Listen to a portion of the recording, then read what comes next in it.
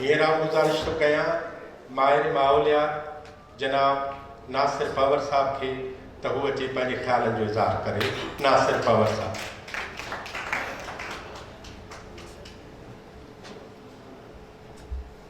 मेहरबानी डॉक्टर साहब, स्टेज ते वेठल मानवारा कामरेड रोचीराम उमरानी साहब, झंझी साहब, डॉक्टर गज़ाला साहब ऐं हाल में वेठल सभु असांजा दोस्तो, अस्सलाम वालेकुम। सभ खां पहिरीं त झंझी साहब खे 51 सालगिरह ऐं ॿिनि किताबनि जी मुबारकबाद ऐं पाण मुसलसल तसलसल सां इहो कमु कनि पिया ऐं हर सालगिरह ते ॿिनि किताबनि जो तोहफ़ो ॾियनि था ऐं असां सभिनि खे गॾु करे हिक ॿिए सां मिलण जो मौक़ो फ़राहम कनि था। कुझु माण्हू लिखंदा आहिनि ऐं पढ़ंदा घटि आहिनि, लिखंदा घणो आहिनि। कुझु माण्हू वरी पढ़ंदा घणो आहिनि, लिखंदा कोन आहिनि। झंझी साहब जेकॾहिं ॿई कमु करे थो, साईं पढ़े बि थो ऐं लिखे बि थो। अंग्रेज़ी में कंहिं चयो त reading and writing can not be separated. Reading is breathing इन ऐं राइटिंग इज़ ब्रीथिंग आउट। सो साईं ॿई कम साह खणण जे हवाले सां जीअं ॻाल्हि थी त हिकिड़ो लिखण पढ़ण जो तसलसल काइमु कयो थो अचे। ऐं ॿियो जेको जी किताब आहे, ख़ासि करे पोड़ो थिए न सिज, इन में 3 हिसा किताब जा आहिनि: तारीख़, खाका ऐं मुतफ़रिक़ लेख।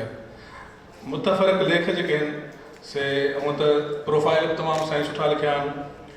जी मिस्किन साहब जी ॻाल्हि थी ऐं पीर हिसामुद्दीन राशिदी जी ॻाल्हि थी त उन्हनि सां साईं निभायो आहे। पर ख़ासि करे जेको मूंखे जेको घणो अपील कयो जेको उहो मुतफ़रिक़ आहे, जेको आहे हिसो, ऐं जंहिंखे अंग्रेज़ी में असां मिसलिनियस चऊं। हक़ीक़त में उहे मौज़ू आहिनि जेके ज़िंदगी मौत जा मसइला आहिनि, जंहिंमें साईं पाणीअ जे हवाले सां लिखियो आहे ऐं छुड़वाद मईशत ऐं बेमुहार मुआशिरो, जेका कैपिटलिज़म जी जेका असां वटि आहे यलगार ऐं उनजा असर, उन ते बि साईं लिखियो आहे। ऐं ॻोठाणे समाज ऐं ॻोठाणी अॻुवाणप ऐं मौजूदा दौर जूं घुरिजूं, इन ते बि साईं लिखियो आहे। त छाकाणि साईं हिकिड़ो वॾो हिसो दरसो तदरीस सां गॾोगॾु डेवलपमेंट सेक्टर सां बि वाॻियल रहियो, त साईं खे उतां जे माण्हुनि जी ऐं उतां जे तकलीफ़ुनि जे दर्दनि जो बि अदराक आहे। ऐं जेका लिखण जे हवाले सां जेका साईं जी ॿोलीअ ते महारत आहे, जीअं असां वटि चयो वेंदो आहे उस्ताद बुखारी खे अवामी शाइर, त मां चवंदो झंझी साहब बि हिकिड़ो अवामी लेखक आहे। छाकाणि त हिन में असां वटि काफ़ी जेके लेखक आहिनि से घणो पंहिंजो फ़लसफ़ो ॿुधाईंदा आहिनि, आम माण्हू जे सम्झ खां मथे हूंदो आहे। पर साईं तमामु आसान, सिंपल ऐं अवामी ॿोलीअ में पंहिंजो ख़्यालु जेको आहे पेश करे थो। सो इहा वॾी ॻाल्हि आहे, छाकाणि त हूअं असां जेके बि ख़ासि करे डेवलपमेंट सेक्टर में पंहिंजो जेको जार्गन यूज़ कंदा आहियूं या एनवायरमेंट जी ॿोलीअ में जेको असां पंहिंजो जार्गन यूज़ कंदा आहियूं, उहो आम माण्हू जे उन खां हलियो वेंदो आहे। त उन हवाले सां जेके बि साईं मज़मून लिखिया आहिनि, जीअं हिकिड़ो मां रिकॉर्ड कंदुसि त साईं लिखे थो, जेको पहिरियों मज़मून आहे मुतफ़रिक़ शो हिसे में, ततीअ थधीअ हल। साईं लिखे थो त हिन वक़्तु जीअण ऐं जलण हिक ॿिए सां गॾु थी पिया आहिनि। जीअण जा जतन करण लाइ मुसलसल झेड़णो आहे, वेहण हिन दौर जो वणन आहे, वेहण वारा पंहिंजो वजूद विञाए वेंदा आहिनि। ऐं ॿियो जेको असां वटि जेका हिते ॻाल्हि थी अर्बनाइज़ेशन जी, उन ते बि हिकिड़ो सुठो साईं आर्टिकल लिखियो आहे। पर जेको असांजो पढ़ियल लिखियल तबिको तेज़ी सां पंहिंजे ॻोठनि खां असां लातालुक़ थियूं पिया ऐं शहरनि में अचूं पिया, उन ते बि साईं तमामु हिकिड़ो गहरी एंगल खां लिखियो आहे त पढ़ियल कढ़ियल तबिको जेको आहे, उन तबिके जी अक्सरियत रोज़गार सांगे या तालीम सांगे लॾे शहरनि भेड़ी अची थी आहे ऐं ॻोठनि मां सवा हथु कढी निज शहरी थियण जे चकर में आहे। अहिड़े तबिके खे जॾहिं को ॻोठाणो माण्हू कमकार लाइ अर्ज़ु करे थो त उहे सभ खां पहिरीं खेसि अहिड़ो भाषण पियारनि था जो उन वीचारे जो अरवाई खड़ी थो वञे त कंहिं कहिड़ी तव्हां या फ़रियाद कयां। त इहो बि हिकिड़ो असांजो पहलू आहे त असां कीअं पंहिंजी जिते ॻाल्हि थी रूरल सिंध खे असां विसारे वेठा आहियूं ऐं उतां जा जेके आहिनि से असांजो जेके शहरनि जूं अख़बारूं आहिनि, मीडिया आहे, उहो रूरल एरियाज़ खे ओतिरो स्पेस कोन थियूं ॾियनि या ओतिरो हाईलाइट कोन थियूं कनि। अहिड़े नमूने सां पाणीअ मथे पेर, इन ते साईं न सिर्फ़ु थर जे पाणी जे हवाले सां ॻाल्हि कई आहे, पर सिंध जे समूरनि इलाइक़नि जी, कंदरकोट जी, जैकबाद जी ऐं ख़ासि करे हिन में शोहाब ओस्ते जेका पिटिशन ते विधी पाणीअ जे हवाले सां, उनजो बि असांखे ज़िक्र मिले थो।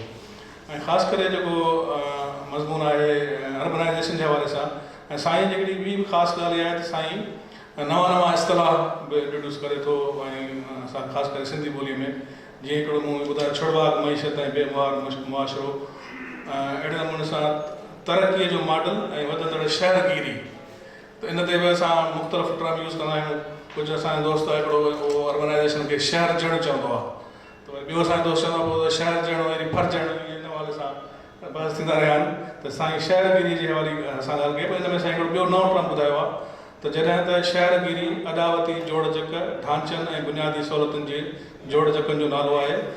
शहर गर्दी साईं चयो अञा ट्रीबल आहे, इहो हिकिड़ो वरी अञा नओं टर्म थी वियो। दहशत गर्दी त असां ॿुधीसीं, पर शहर गर्दी बि साईं हिकिड़ो नओं टर्म इस्तलाह मुरोज कयो आहे या इंट्रोड्यूस कयो आहे।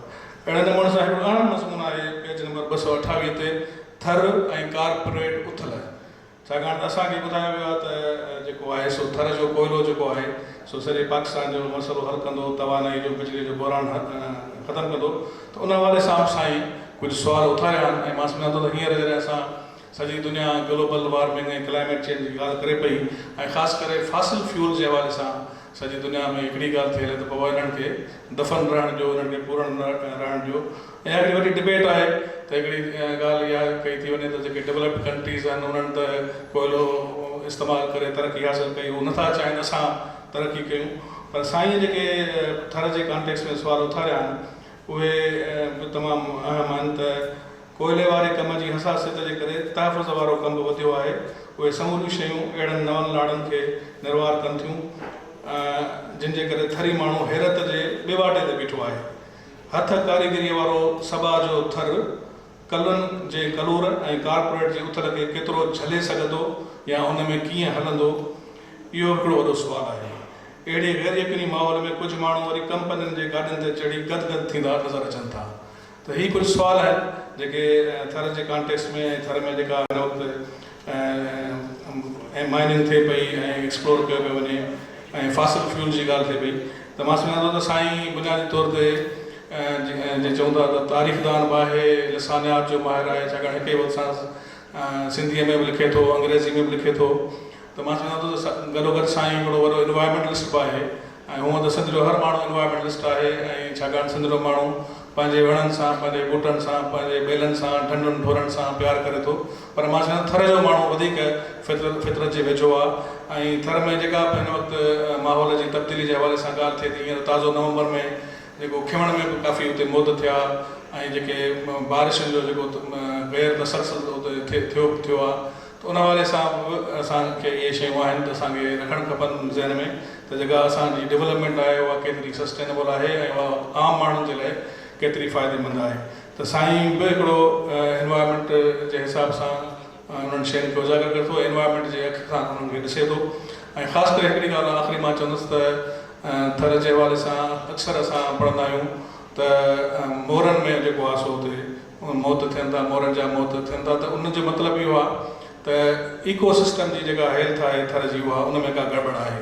ऐं जॾहिं इकोसिस्टम जी में गड़बड़ थिए थी त ज़ाहिर आहे उहा इंसानी सिहत ते ऐं ॿिए माहौल ते असरअंदाज़ थिए थी।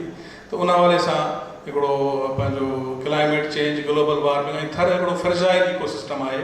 छाकाणि त हुते जेका बि लाइफ आहे उहा ज़ाहिर आहे पाणीअ ते आहे, बरसातुनि ते आहे। ऐं उन हवाले सां असां ॾिसूं था त या त असां वटि ॾिघो पंहिंजो ड्राउट आहे या वरी असां वटि फ्लड्स आहिनि। त उन हवाले सां असांखे तयारी करणी पवंदी। ऐं मां सम्झां थो हीउ जनी साहिब जो किताबु ज़रूरु हिन हवाले सां जेको आहे सो असांखे नयूं राहूं हिन मां बसर ईंदो। तव्हां सभिनी में